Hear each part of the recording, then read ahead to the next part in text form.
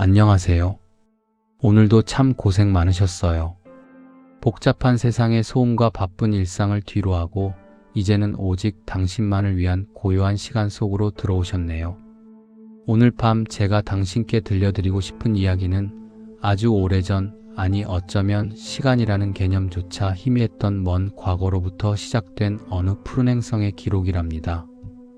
우리가 지금 딛고 서 있는 이 단단한 땅, 그리고 매일 아침 우리를 반겨주는 눈부신 태양과 밤하늘의 은하수까지, 이 모든 것들이 사실은 아주 우연하고도 필연적인 기적들의 연속으로 만들어졌다는 사실 알고 계셨나요?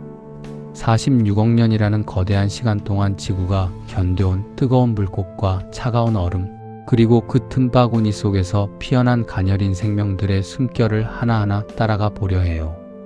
거창한 과학 강의가 아니어도 괜찮아요.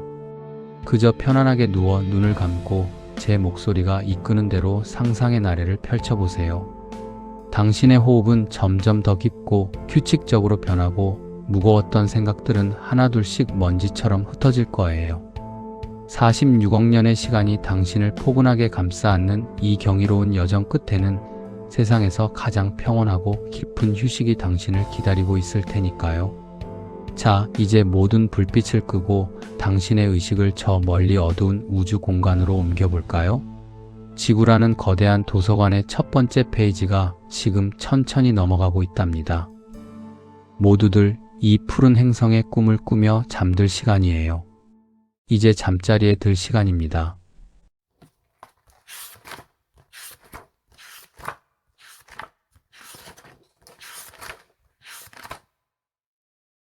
이제 우리는 모든 생명체의 기원이자 인류라는 종이 탄생하기 훨씬 전인 46억 년 전의 적막한 우주 공간으로 떠나볼 거예요. 당시 우리 태양계가 자리 잡은 이곳은 지금처럼 질서 정연한 행성들의 궤도가 아니었답니다. 그저 거대한 가스와 차가운 미세먼지 구름들이 안개처럼 자욱하게 소용돌이치던 이른바 태양 성운의 상태였죠. 이 고요했던 성운의 균형을 깨뜨린 건 근처에서 수명을 다해 폭발한 어느 초신성의 강력한 충격파였어요.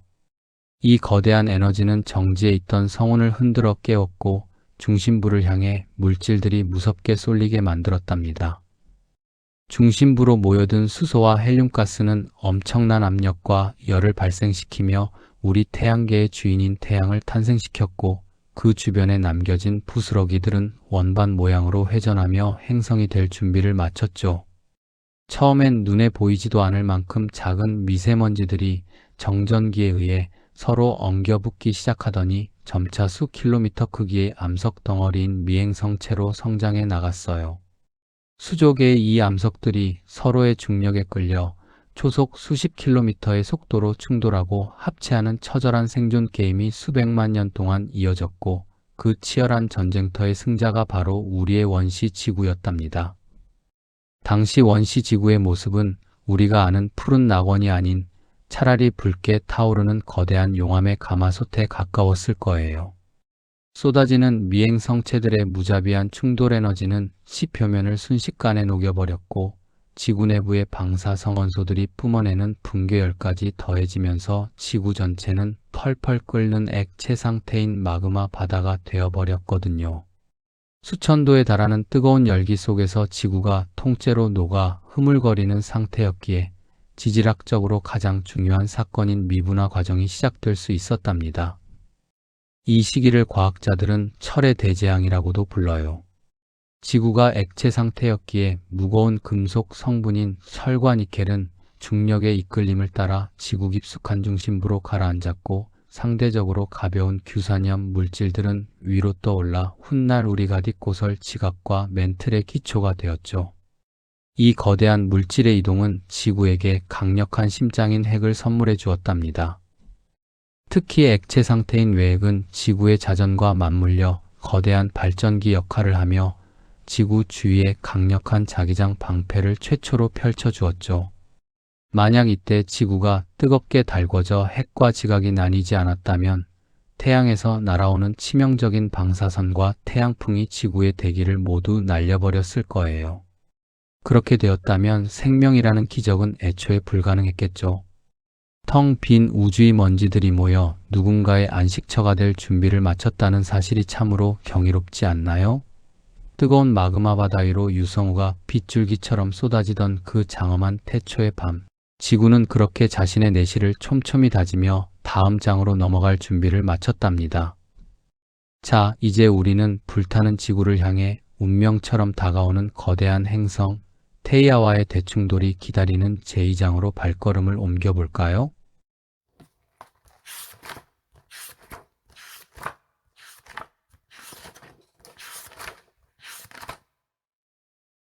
이제 우리는 지구가 갓 태어난 지 약 1억 년 정도 흐른 45억 년 전의 우주 공간으로 한 걸음 더 다가가 볼까요?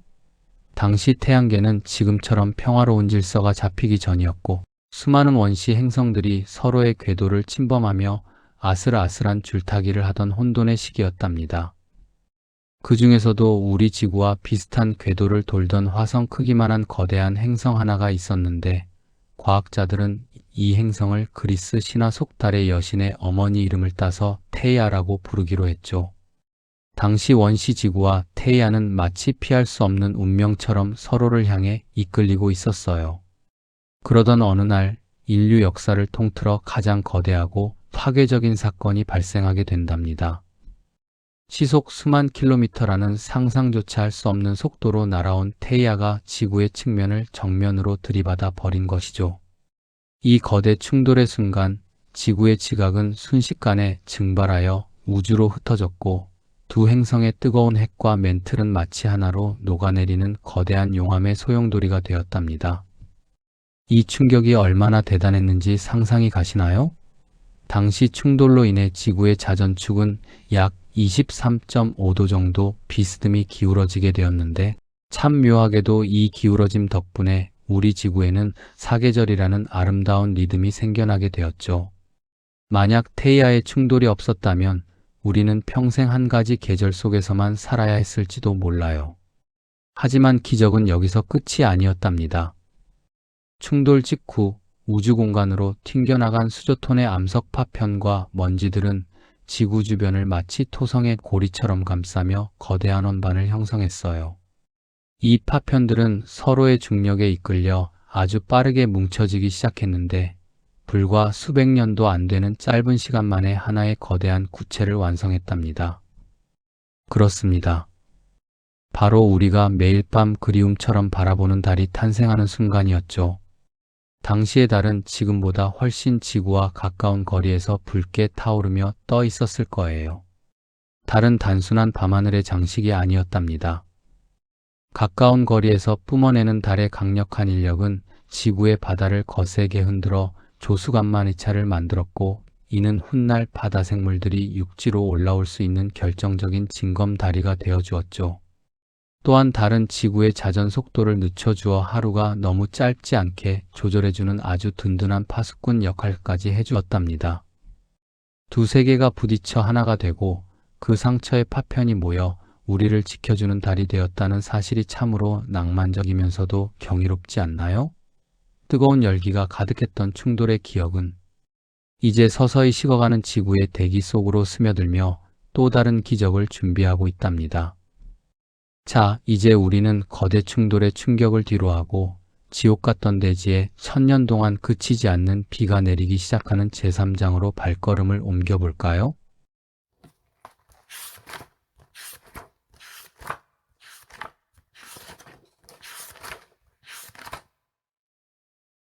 테이아와의 거대 충돌로 인해 지구가 다시 한번 거대한 용암의 도가니가 된 이후 우주는 지구에게 아주 길고도 가혹한 인내의 시간을 요구했답니다. 당시 지구의 표면 온도는 섭씨 수천도에 달했고 대기는 지금과는 비교도 할 수 없을 만큼 무겁고 치명적이었죠.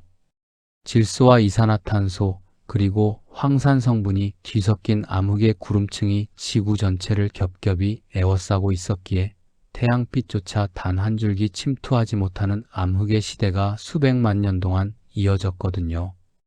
하지만 이 암흑의 구름 속에는 미래의 생명을 잉태할 가장 소중한 보물인 수증기가 엄청난 밀도로 응축되어 있었답니다.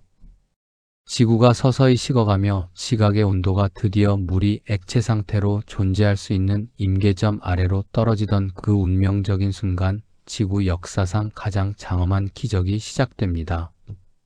대기 중에 꽉 차 있던 수조톤의 수증기들이 차가워진 암석 지표면과 만나 급격히 응결되기 시작했고, 마침내 지구 최초의 빗방울이 뜨겁게 달궈진 대지를 향해 떨어졌던 것이죠. 이것은 우리가 흔히 보는 평화로운 소나기가 아니었습니다. 하늘은 찢어질 듯한 천둥 소리와 함께 수천 년 동안 단 한순간도 멈추지 않고 쏟아진 대홍수의 시대였으니까요. 뜨거운 용암 바위 위로 차가운 빗물이 닿을 때마다 거대한 수증기 기둥이 비명처럼 대기로 솟구쳤고, 식어가는 지각은 급격한 온도차를 견디지 못해 쩍쩍 갈라지며 거대한 계곡과 분지를 만들어냈답니다. 빗물은 이 갈라진 틈을 타고 낮은 곳으로 흐르고 올라 마그마가 묻은 거친 현무암지대를 가차없이 채워나가기 시작했어요. 이 과정에서 아주 중요한 화학적 변화가 일어납니다. 빗물은 암석 속에 잠들어 있던 나트륨과 칼륨, 마그네슘 같은 광물들을 녹여내어 바다 특유의 짭짤한 염분을 형성했고, 대기 중에 이산화탄소를 비해섞어 바다 깊숙한 곳으로 격리시켰답니다. 덕분에 지구를 짓누르던 지독한 온실효과가 서서히 걷히기 시작했고, 지구는 비로소 생명이 숨 쉴 수 있는 적정 온도를 찾아가게 된 것이죠.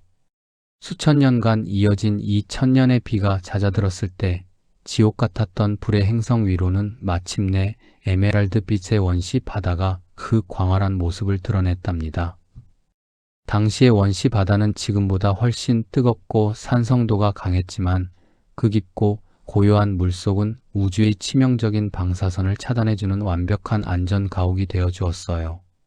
지각 아래에서 올라오는 뜨거운 지열과 바다 위의 차가운 물이 만나는 그 경계선에서 지구는 이제 조용히 생명의 첫 번째 설계를 시작하고 있었답니다.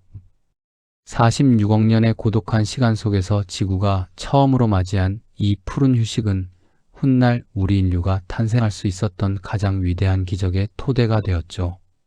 자, 이제 쉼없이 내리던 비가 잦아들고 대지는 고요한 수면 아래로 잠겨듭니다. 파도 소리만이 나지막하게 들려오는 이 원시의 바다, 그 빛조차 닿지 않는 깊은 심연에서는 과연 어떤 경이로운 박동이 우리를 기다리고 있을까요? 자, 이제 우리는 생명의 첫 박동이 시작되는 깊은 바다속 열수구의 세계로 발걸음을 옮겨볼까요?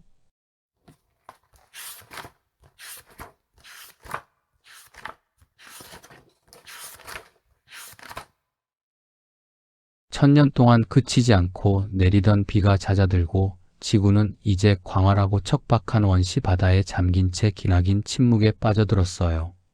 하지만 당시 지구의 겉모습은 평온했을지 몰라도 바다 깊숙한 곳은 생명을 향한 뜨거운 열망으로 들끓고 있었답니다. 우리는 이제 빛 한 점 들지 않는 칠흑 같은 어둠을 뚫고 수천 미터 아래 심해 바닥으로 천천히 내려가 볼 거예요. 그곳엔 지구 내부의 뜨거운 마그마와 차가운 바닷물이 직접 맞닿아 솟구치는 곳, 바로 열수구라는 거대한 기적 같은 곳이 있었죠. 이 열수구는 지구라는 거대한 실험실이 생명을 빚어내기 위해 선택한 가장 완벽한 장소였답니다. 섭씨 400도가 넘는 뜨거운 물이 뿜어져 나오며 주변 암석 속에 잠들어 있던 수소와 메탄, 황화수소, 그리고 암모니아 같은 풍부한 화학 물질들을 쏟아냈거든요. 특히 당시의 원시 바다는 이산화탄소가 가득해 지금보다 훨씬 산성도가 높았는데, 열수구에서 뿜어져 나오는 강한 알칼리성 액체와 만나면서 아주 미세한 전기적 에너지 차이를 발생시켰죠. 이것은 마치 살아있는 세포가 에너지를 만드는 양성자 펌프의 원리와도 아주 흡사한 기적적인 전기 화학적 환경이었답니다. 이 좁고 미세한 암석의 구멍들 사이에서 인류 역사상 가장 경이로운 사건인 화학적 진화가 시작됩니다. 단순했던 탄소 분자들이 열수구의 강력한 에너지와 촉매 역할을 하는 금속 성분에 반응하며 점점 더 복잡한 구조인 아미노산과 지방산, 그리고 뉴클레오타이드로 조립되기 시작한 것이죠. 이들은 아주 우연히, 하지만 필연적으로 서로 엉겨붙으며 정보를 저장하고 스스로를 복제할 수 있는 최초의 사슬, 즉 RNA라는 생명의 설계도를 완성했답니다. 이 찰나의 복제 과정이야말로 46억 년 지구 역사에서 무생물이 생물로 탈바꿈한 가장 위대한 첫 번째 박동이었어요. 과학자들은 이 기적 같은 과정을 거쳐 탄생한 지구 최초의 생명체를 루카, 즉 모든 생물의 마지막 공통조상이라 부른답니다. 루카는 지금 우리가 보는 복잡한 생물과는 비교도 할 수 없을 만큼 단순한 단세포 형태였지만 그 안에는 오늘날 지구상에 존재하는 모든 동식물 그리고 우리 인류의 유전적 원형이 고스란히 담겨 있었죠. 이들은 빛도 없고 산소도 부족한 그 척박한 심해 바닥에서 태양 에너지 대신 지구 스스로가 내뿜는 열기와 화학적 에너지에 의지해 첫 숨을 내뱉었답니다. 생명은 그렇게 가장 어둡고 고립된 곳에서 조용히 자신의 영역을 넓혀가기 시작했어요. 이 작은 단세포 생물들이 심해의 수압을 견디며 세포막을 형성하고 스스로 에너지를 대사하는 법을 익히는 데에만 수억 년의 시간이 필요했죠. 이 작고 가냘픈 박동이 훗날 거대한 고래와 울창한 숲 그리고 우주를 사유하는 인간을 만들어낼 것이라고 그 누가 상상이나 했을까요?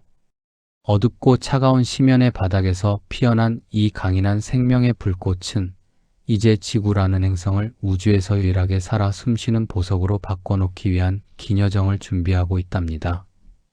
자, 이제 우리는 심해의 어둠을 뚫고 수면 위로 올라와 지구 전체를 푸른 산소로 가득 채우게 될 거대한 혁명의 현장인 제5장으로 떠나볼까요?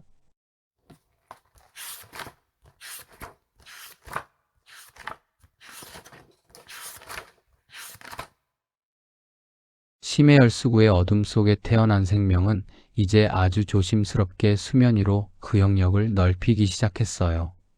지금으로부터 약 35억 년 전 지구의 얕은 바닷가에서는 인류 역사상 가장 위대한 혁명이 조용히 고개를 들고 있었죠. 그 주인공은 바로 시아노박테리아라고 불리는 아주 작은 남세균이었답니다.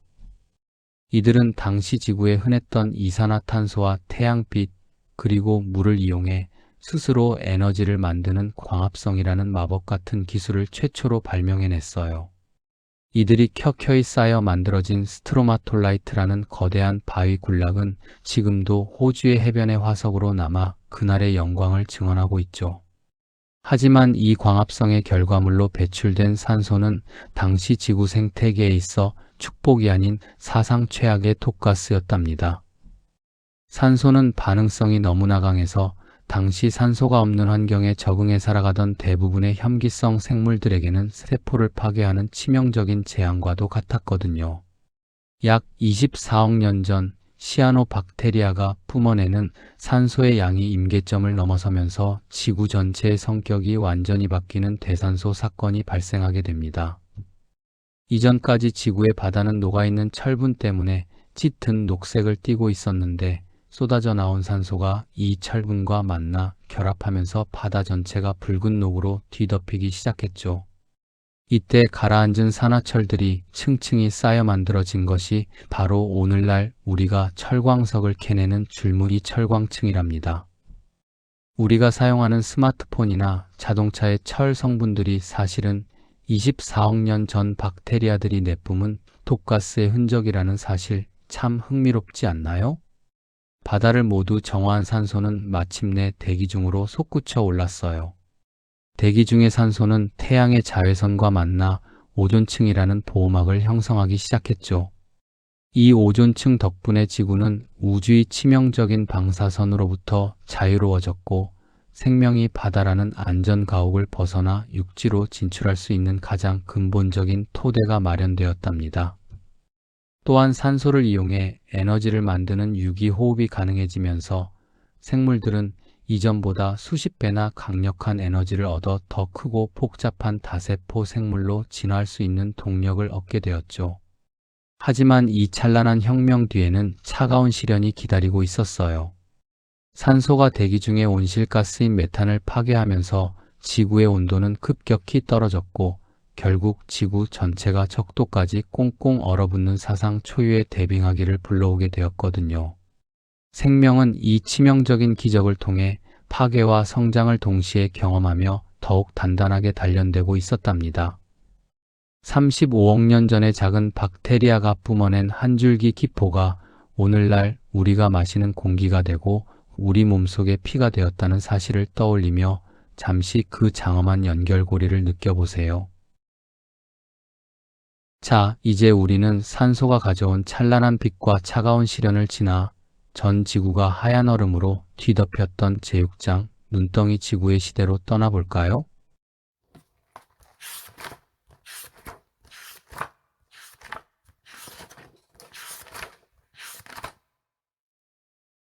산소혁명이라는 찬란한 빛이 지나간 자리에는 상상조차 할 수 없는 가혹하고 차가운 시련이 기다리고 있었답니다. 지금으로부터 약 7억 2천만 년 전, 지구는 인류 역사상 가장 기괴하고도 완벽한 고립의 시대로 접어들게 되죠. 과학자들은 이 시기를 눈덩이 지구라고 불러요. 단순히 북극이나 남극이 얼어붙은 수준이 아니라 뜨거웠던 적도 바다까지 수 킬로미터 두께의 거대한 얼음판으로 완전히 뒤덮여버린, 문자 그대로 거대한 얼음 행성이 되어버린 것이죠. 이전 지구적인 재앙의 시작은 역설적이게도 생명의 번영 때문이었답니다. 앞서 5장에서 보았던 시아노박테리아와 초기 다세포 식물들이 너무나 활발하게 활동한 나머지 대기 중에 온실가스인 이산화탄소를 급격히 흡수해버렸거든요. 지구의 온기를 지켜주던 담요가 사라지자 온도는 수직하강했고 한번 얼어붙기 시작한 하얀 얼음은 태양빛을 우주로 반사해버리는 알베도 효과를 일으키며 지구를 끝없는 냉각의 소용돌이로 몰아넣었답니다. 당시 지구의 평균 기온은 영하 50도까지 떨어졌고 바다는 수직으로 1km 이상 꽁꽁 얼어붙어 모든 생명의 숨통을 죄어왔죠. 하지만 이 절망적인 얼음 감옥 속에서도 생명은 결코 포기하지 않았답니다. 빛조차 닿지 않는 두꺼운 얼음 아래 아주 좁은 틈새나 뜨거운 지열이 뿜어져 나오는 심해 열수구 주변에서 단세포 생물들은 서로의 체온을 나누듯 옹기종기 모여 기나긴 겨울을 견뎌냈어요. 그리고 이 가혹한 환경은 오히려 생명에게 합체라는 새로운 생존 전략을 가르쳐 주었답니다. 혼자서는 살 수 없기에 여러 세포가 하나로 뭉쳐 거대한 조직을 이루는 다세포 생물로의 진화가 이 차가운 얼음 밑에서 은밀하게 진행되었던 것이죠. 지구를 구원한 건 역설적이게도 지구 내부의 분노였답니다. 얼음판 아래에서도 멈추지 않았던 화산 활동이 수천만 년 동안 이산화탄소를 대기 중으로 조금씩 뿜어냈거든요. 얼음 때문에 바다로 흡수되지 못한 이산화탄소는 대기에 층층이 쌓여 강력한 온실 효과를 만들어냈고 마침내 임계점을 넘긴 순간 지구는 폭발적인 속도로 녹아내리기 시작했죠.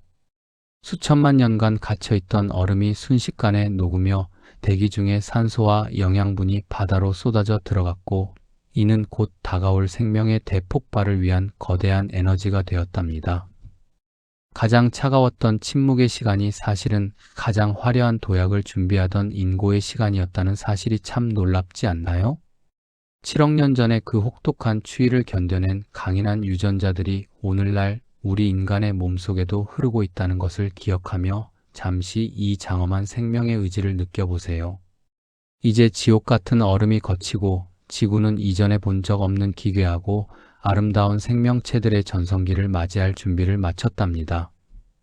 자, 이제 우리는 얼음이 녹아내린 바다 위로 화려하게 피어나는 생명의 대잔치 캄브리아기 대폭발이 기다리는 제7장으로 떠나볼까요?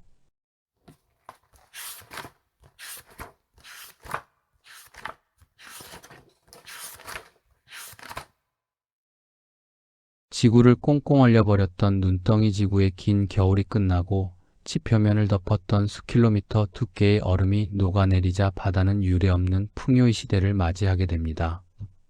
지금으로부터 약 5억 4,100만 년 전 지구 역사상 가장 기괴하고도 화려한 생명의 대잔치가 시작되죠. 우리는 이 시기를 캄브리아기 대폭발이라고 부릅니다. 수십억 년 동안 단세포나 단순한 형태에 머물렀던 생명체들이 마치 마법이라도 부린 듯 불과 수백만 년이라는 짧은 찰나에 오늘날 우리가 아는 대부분의 동물문을 한꺼번에 쏟아냈기 때문이죠. 이 경이로운 대폭발의 가장 큰 원동력 중 하나는 바로 산소였습니다. 빙하기가 끝나며 바다로 쏟아져 들어온 영양분과 풍부해진 산소는 생물들이 더 큰 몸집을 유지하고 단단한 껍데기를 만들 수 있는 강력한 에너지를 제공했어요. 이때부터 생명체들은 자신을 보호하기 위해 칼슘을 섭취해 딱딱한 골격과 껍데기를 만들기 시작했답니다. 이제 바다는 더 이상 말랑말랑한 생물들의 평화로운 낙원이 아니었습니다. 먹고 먹히는 치열한 생존 게임, 즉 포식의 시대가 열린 것이죠. 당시 바다의 절대 강자는 단연 아노말로카리스였습니다. 1m에 달하는 거대한 몸집과 강력한 촉수, 그리고 사방을 살필 수 있는 겹눈을 가진 이 괴물 같은 포식자는 원시 바다의 모든 생명체에게 공포의 대상이었죠. 하지만 포식자의 등장은 역설적으로 진화의 속도를 광속으로 끌어올렸습니다. 잡아먹히지 않기 위해 삼엽충은 더 단단한 갑옷을 둘렀고, 어떤 생물들은 몸에 날카로운 가시를 돋우며 방어 기제를 발달시켰거든요. 특히 이 시기에 일어난 가장 혁신적인 진화는 바로 눈이 탄생이었습니다. 빛의 방향만을 감지하던 수준에서 벗어나 사물의 형태와 거리를 입체적으로 인식하게 된 생물들은 이제 사냥과 도주라는 생존 전략을 고도로 발달시킬 수 있게 되었죠. 보지 못하는 자와 보는 자의 차이는 곧 생과 사의 갈림길이었고, 눈이 진화는 신경계와 뇌의 비약적인 발달로 이어졌답니다. 수많은 기괴한 생명체들 사이에서 우리는 아주 작고 가냘픈 물고기 모양의 생명체 하나에 주목해야 합니다. 바로 피카이아라고 불리는 원시 생물이죠. 몸 길이가 고작 5cm 남짓한 이 작은 존재는 등 쪽에 유연한 막대 형태의 삭을 가지고 있었는데, 이것이 훗날 우리 인류를 포함한 모든 척추 동물의 근간이 되는 척추의 기원이 되었답니다. 거대한 포식자들 틈에서 필사적으로 헤엄치던 이 작은 생명체가 없었다면 오늘날 지구를 지배하는 거대 포식자인 인간의 탄생도 불가능했을 거예요. 단순한 세포의 결합을 넘어 뼈와 눈, 그리고 지능을 갖춘 복잡한 유기체로 거듭난 캄브리아기의 생명들. 이들은 이제 좁은 바다를 넘어 저 멀리 보이는 미지의 대륙을 향해 눈을 돌리기 시작합니다. 40억 년 가까이 물속에만 갇혀있던 생명이 드디어 중력을 거스르고 무트로 올라가려는 위대한 도전을 준비하고 있는 것이죠. 자, 이제 우리는 바다의 풍요를 뒤로하고 척박한 땅 위로 첫 발을 내딛는 생명의 개척 정신이 빛나는 제8장 육상 진출의 시대로 떠나볼까요?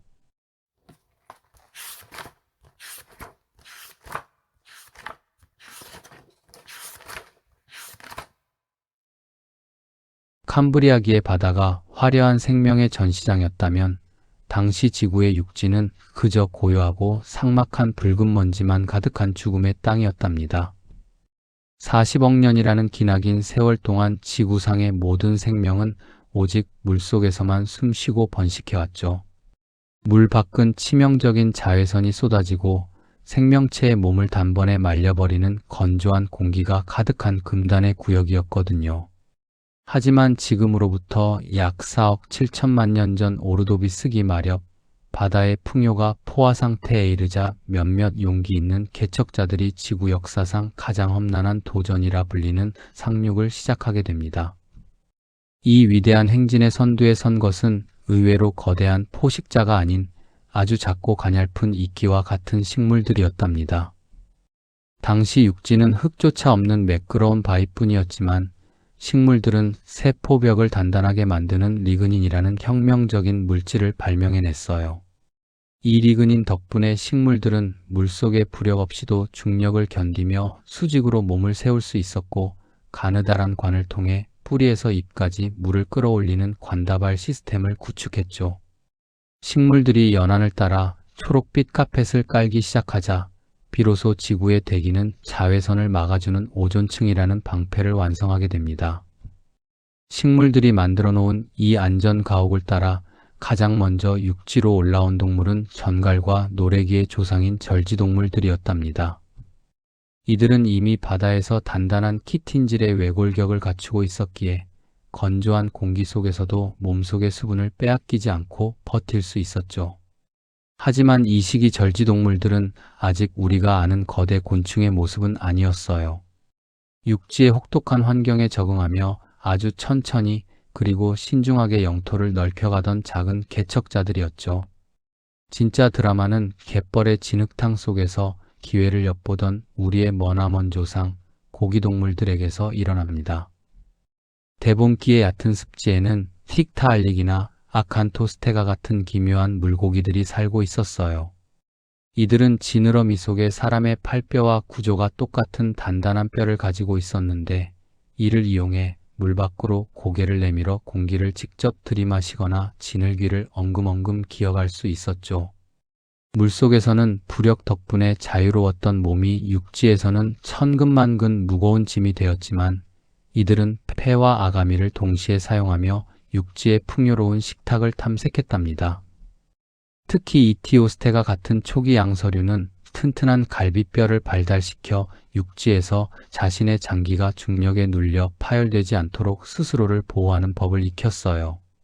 물 밖의 건조함과 싸우며 알을 지키기 위해 고군분투하던 이들의 처절한 몸부림은 훗날 파충류와 포유류 그리고 우리 인류의 사지를 만드는 결정적인 설계도가 되었답니다.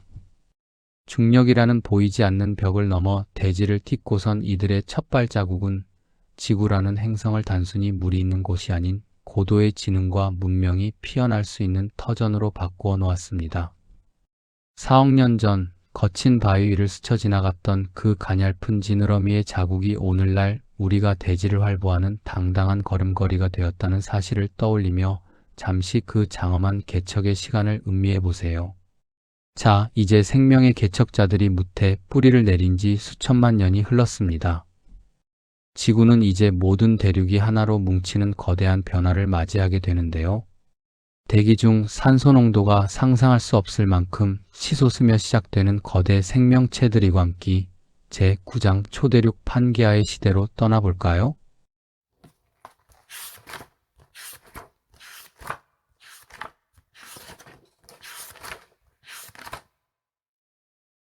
이제 우리는 지구 역사상 가장 생소하면서도 장엄한 풍경 속으로 깊숙이 들어갑니다. 지금으로부터 약 3억 년 전인 석탄기 마렵, 지구의 모든 대륙은 거대한 자석에 이끌리듯 하나로 뭉쳐 판게아라는 이름의 초대륙을 형성했습니다. 이 거대한 땅덩어리의 탄생은 지구 전체의 기류와 해류 시스템을 완전히 뒤흔들어 놓았죠. 해안가를 따라 수천 킬로미터에 달하는 거대한 늪지대와 울창한 고사리 숲이 형성되었고 이곳에서 뿜어져 나오는 막대한 양의 산소는 대기 성분의 무려 35%를 차지할 만큼 농후해졌답니다. 오늘날 우리가 마시는 공기 속 산소가 21%인 것과 비교하면 당시의 대기는 문자 그대로 생명력을 폭발시키는 고농축 산소 탱크와 같았죠. 당시 지구의 숲을 지배했던 식물들은 오늘날 우리가 보는 나무와는 차원이 달랐습니다. 30m가 넘는 거대한 잎목과 봉잎목들이 빽빽하게 들어찼고 이들이 죽어 쌓인 사체들은 당시의 박테리아나 균류가 단단한 리그닌 성분을 미처 분해하기도 전에 층층이 매몰되었죠. 이것이 바로 수억 년 뒤 인류 문명을 꽃피우게 될 거대한 석탄층의 기원이 되었답니다. 하지만 이 울창한 숲의 진짜 주인공은 따로 있었어요. 짙은 산소에 취해 상상을 초월하는 크기로 자라난 거대 곤충들이었죠. 여러분, 잠시 눈을 감고 상상해 보세요. 날개 너비가 70cm가 넘는 거대 잠자리 메가네우라가 마치 오늘날의 매처럼 하늘에서 먹잇감을 사냥하기 위해 360도로 놓치지 않고 탐색하고 몸 길이가 2.5m에 달하는 거대진의 아르트로플레우라가 숲의 바닥을 군대처럼 행진하는 광경을 말이죠. 곤충들은 피부에 뚫린 미세한 구멍인 기공을 통해 산소를 직접 받아들이는데 당시의 고농도 산소는 곤충의 몸 구석구석까지 에너지를 전달해 주어 중력의 제약을 비웃기라도 하듯 몸집을 키울 수 있게 해주었답니다. 고양이나 강아지만한 크기의 거미들이 숲속에서 거대한 거미줄을 치고 기다리던 시대, 당시의 지구는 그야말로 거인들의 행성이었습니다. 하지만 이 찬란하고 기괴한 번영은 서서히 비극의 그림자를 드리우고 있었습니다. 하나로 뭉친 초대륙 판게아의 중심부는 바다에서 너무 멀어져 점점 메마른 사막으로 변해갔고, 대기 중에 높은 산소 농도는 번개 한 번에 숲 전체를 집어삼키는 거대한 산불을 불러왔죠. 실제로 석탄기 지층에서는 당시 거대한 화재로 만들어진 수채 흔적들이 광범위하게 발견되곤 합니다. 그리고 지각 깊숙한 곳에서는 지구 역사상 가장 참혹한 대재앙, 페름기 대멸종의 불씨가 시베리아 트랩의 용암과 함께 서서히 타오르고 있었답니다. 산소에 취해 광기 어린 춤을 추던 거대 생명체들의 전성기는 이제 곧 들이닥칠 지옥 같은 화산 폭발과 이산화탄소의 역습 앞에 풍전등화의 운명에 놓이게 됩니다. 지구 생명체의 95%가 사라지게 될 그 잔혹한 문턱 앞에서 거대 곤충들은 자신들의 시대가 저물어감을 예감하고 있었을까요? 하지만 여러분, 이 처절한 멸종의 잿더미는 결코 끝이 아니었습니다. 모든 것이 타버린 황폐한 대지 위로 이전의 그 어떤 생명체보다 거대하고 강력한 존재들이 발자국을 남기기 시작하거든요. 훗날 수억 년 동안 지구를 호령하게 될 파충류의 왕, 공룡의 조상들이 바로 이 절망의 틈바구니 속에서 조용히 숨을 죽이며 기회를 엿보고 있었던 것이죠. 거대한 곤충들의 사체가 쌓인 석탄층 위로 이제껏 본 적 없는 거대한 포효가 울려 퍼질 준비를 마쳤습니다. 자, 이제 우리는 모든 생명의 숨통을 조여왔던 역사상 최대의 비극 제10장 페름기 대멸종의 현장을 지나 마침내 공룡의 시대가 열리는 그 경이로운 역사의 현장으로 함께 떠나볼까요?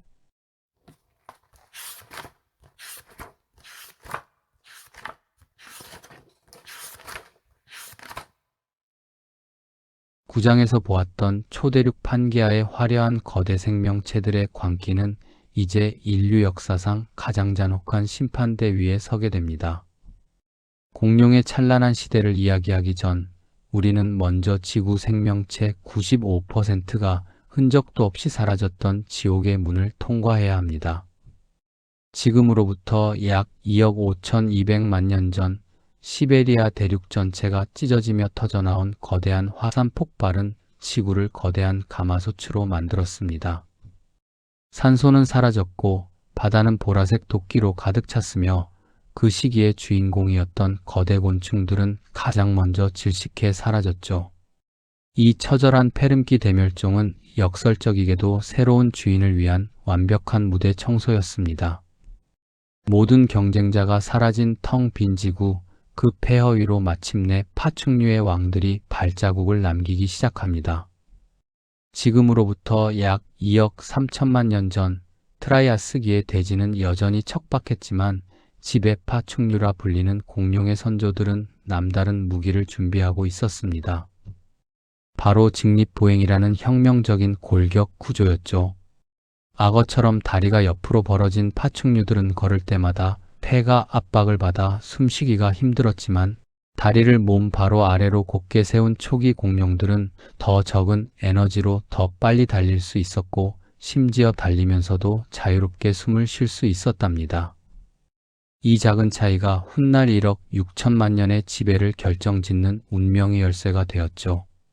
쥐라기에 접어들며 지구는 따뜻하고 습한 온실의 시대로 변모합니다. 풍부해진 이산화탄소 덕분에 고사리와 거시 식물들이 숲을 이루었고 공룡들은 이 막대한 에너지를 섭취하며 상상을 초월하는 거대화의 길로 들어섭니다. 80톤에 육박하는 브라키오사우루스와 몸 길이 30m의 디플로도쿠스 같은 용광류 공룡들이 등장한 것이 바로 이때입니다. 이 거대한 몸집을 유지하기 위해 이들은 깨어있는 시간 내내 거대한 숲을 통째로 집어삼켰고 그들의 거대한 발소리는 지각을 뒤흔드는 천둥 소리와 같았죠. 특히 이 시기 공룡들은 새처럼 기낭 시스템을 발달시켜 거대한 몸 구석구석까지 산소를 효율적으로 전달하며 체온을 조절하는 놀라운 생물학적 진화를 이루어냈습니다. 백악기에 이르러 공룡의 제국은 화려함의 정점에 달합니다. 단순히 덩치만 큰 것이 아니라 각자의 생존 전략이 극도로 정교해졌죠. 머리에 거대한 뿔과 방패를 두른 트리케라톱스와 온몸을 전차처럼 단단한 갑옷으로 무장한 안킬로사우루스, 그리고 지능적인 집단 사냥꾼 벨로키라토르까지. 그리고 그 정점에는 사상 최강의 육상 포식자 티라노사우루스 렉스가 있었습니다. 7톤의 거구에도 불구하고 시속 20km 이상의 속도로 질주하며 강철조차 으스러뜨릴 7톤의 치악력을 가진 이 완벽한 사륙병기는 1억 년 넘게 이어진 제국의 마지막 수호자이자 왕이었습니다. 하지만 이 찬란했던 1억 6천만 년의 지배는 우주 저 멀리서 날아온 단 한 발의 운명적 불꽃에 의해 단 하루 만에 종지부를 찍게 됩니다. 6,600만 년 전의 어느 평화로운 오후, 에베레스트 산 크기만한 거대 운석이 시속 7만 킬로미터라는 비현실적인 속도로 멕시코 유카탄 반도를 직격했습니다.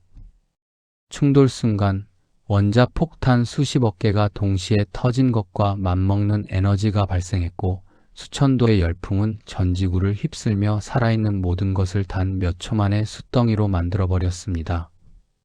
이어진 충돌 겨울은 잔인했습니다.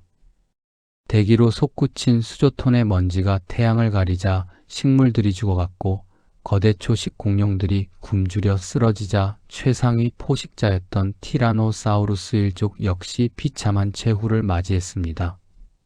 1억 6천만 년이라는 영겁의 세월을 견뎌온 거대 제국이 무너지는 데는 단 한순간의 우주적 우연이면 충분했죠. 하지만 여러분, 이 참혹한 잿더미 속에서 기적처럼 살아남은 존재들이 있었습니다. 공룡의 눈치를 보며 땅속 굴에서 숨죽여 살던 작고 연약한 우리의 조상, 초기 포유류들이었죠. 거대 괴수들의 포효가 사라진 적막한 폐허 위로 이제 지혜를 무기로 한 새로운 생존자들의 시대가 열리려 하고 있었습니다. 우주적 우연이 빚어낸 이 잔인한 마침표가 사실은 우리 인류가 탄생할 수 있었던 가장 결정적인 시작이었다는 사실이 참으로 경이롭지 않나요? 자, 이제 공룡의 시대가 연기와 함께 사라지고 차갑게 식어가는 지구 위로 작은 발소리들이 들려오기 시작합니다. 이제 우리는 혹독한 기후 속에서 지혜를 짜내며 살아남은 우리 조상들의 위대한 여정, 제11장 포유류의 시대와 빙하기로 떠나볼까요?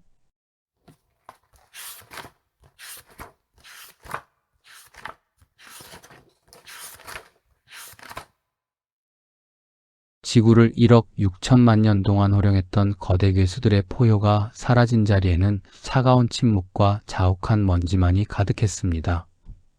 하지만 그 정적을 깨고 폐허 위로 작은 발소리들이 들려오기 시작했죠. 바로 우리 인류를 포함한 모든 포유류의 머나먼 조상들이었습니다. 공룡의 눈치를 보며 땅속 굴에서 숨 죽여 살던 이 작고 연약한 생명체들은 아이러니하게도 그 작고 민첩한 몸 덕분에 지옥 같은 운석 충돌의 겨울을 견뎌낼 수 있었답니다. 공룡이 사라진 텅 빈 지구는 포유류들에게 거대한 기회의 땅이었습니다. 경쟁자가 사라진 숲과 초원에서 포유류들은 무서운 속도로 진화하기 시작했죠. 몸집을 키워 생태계의 새로운 최상위 포식자가 된 엔텔로돈트와 바다를 지배하기 시작한 바실로사우루스 같은 괴수들이 등장했고, 초원에는 거대한 말과 코뿔소의 조상들이 발을 내디뎠습니다.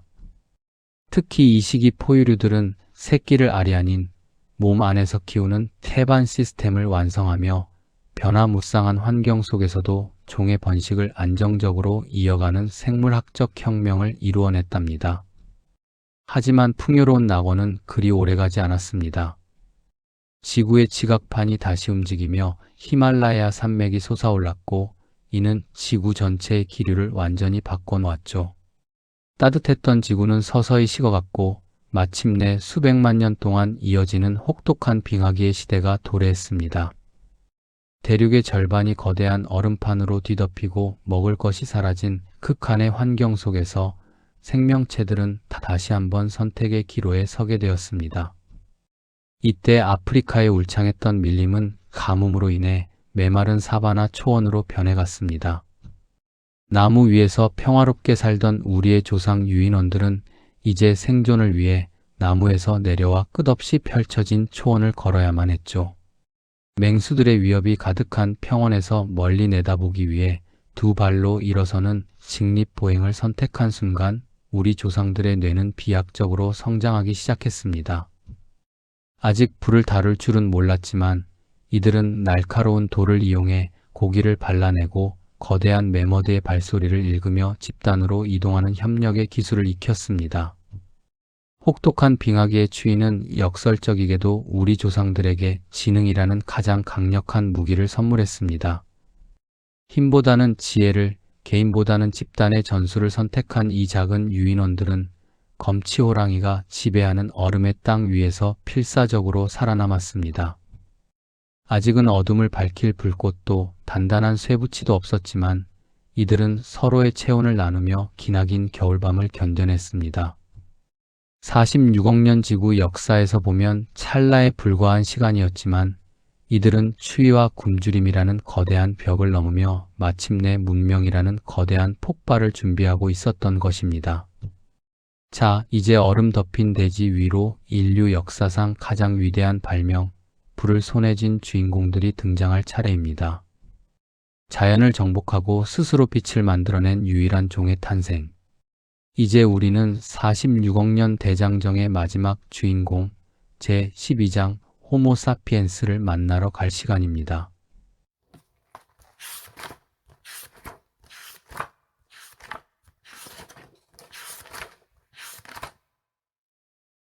지구가 탄생한 지 46억 년. 그 기나긴 세월 동안 무수한 생명이 피고 졌지만 오직 한 종만이 행성 전체를 이해하고 지배하며 스스로의 역사를 기록하기 시작했습니다. 바로 지금으로부터 약 30만 년 전 아프리카의 메마른 땅에서 태동한 호모 사피엔스입니다. 초기 사피엔스는 사자나 표범보다 약했고 네안데르탈인보다 뇌가 작았으며 체구도 왜소했답니다. 하지만 이들은 지구 역사상 그 어떤 생명체도 갖지 못한 기괴하고도 강력한 무기를 발명해냈죠. 바로 존재하지 않는 것을 상상하고 믿게 만드는 인지혁명의 힘이었습니다. 사피엔스는 언어라는 마법을 통해 국가, 종교, 법이라는 가상의 실체를 만들어냈습니다. 이를 통해 수만 명의 낯선 이들이 하나의 목표를 향해 개미 군단처럼 조직적으로 움직일 수 있었죠. 보이지 않는 신화를 공유하며 거대한 매머드를 사냥하고 혹독한 빙하기를 견뎌낸 이들은 불과 수만 년 만에 아프리카를 넘어 아메리카 대륙 끝까지 행성 전체로 뻗어나갔습니다. 46억 년 역사라는 24시간 중 단 1초도 안 되는 찰나의 순간에 인류는 지구상에서 가장 강력한 포식자로 군림하게 된 것이죠. 약 1만 2천 년 전 마지막 빙하기가 물러가고 지구가 따뜻해지자 인류는 역사상 가장 위험하고도 찬란한 도박을 시작합니다. 바로 씨앗을 심고 가축을 기르는 농업혁명이었죠. 정착 생활은 인구의 폭발적인 증가를 가져왔고 이는 곧 거대한 도시와 피라미드 그리고 문자의 발명으로 이어졌습니다. 메소포타미아의 진흙판에서 시작된 기록은 이집트의 황금 문명을 세웠고 고대 그리스의 철학을 낳았으며 동양의 찬란한 유교 문명을 꽃피웠습니다. 인간은 이제 자연의 섭리에 순응하는 존재를 넘어 강물의 흐름을 바꾸고 산을 깎아 도시를 세우며 지구의 얼굴을 완전히 바꾸어 놓기 시작했습니다. 그리고 불과 500년 전 인류는 또 한 번의 거대한 도약인 과학혁명을 맞이합니다. 무지를 인정하고 관찰과 실험을 통해 자연의 법칙을 파헤치기 시작한 인간은 증기기관을 발명해 산업화를 이룩했고 전기를 통제하며 밤의 어둠을 몰아냈습니다.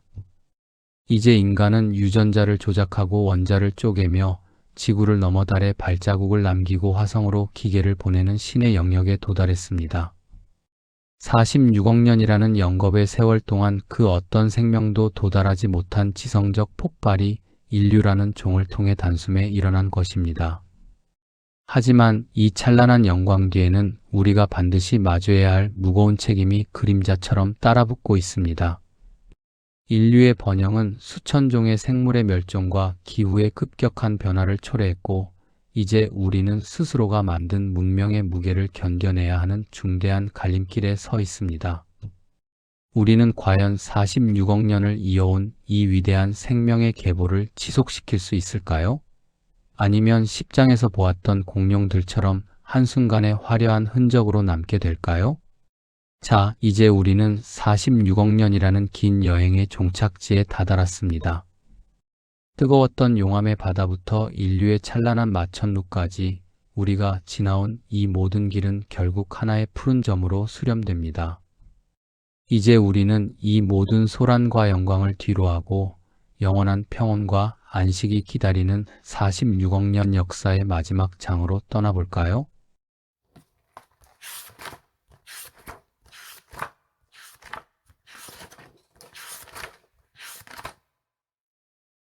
자, 이제 우리는 46억 년이라는 그 길고 장엄했던 여행의 마침표를 마주하고 있습니다.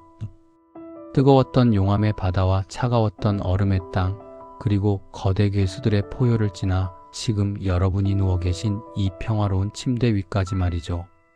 우리가 지나온 이 모든 소란과 영광은 결국 이 작고 아름다운 푸른 구슬 위에서 일어난 한순간의 꿈과 같았답니다. 잠시 눈을 감고 당신의 몸속을 흐르는 그 끈질긴 생명의 호흡에 집중해 보세요.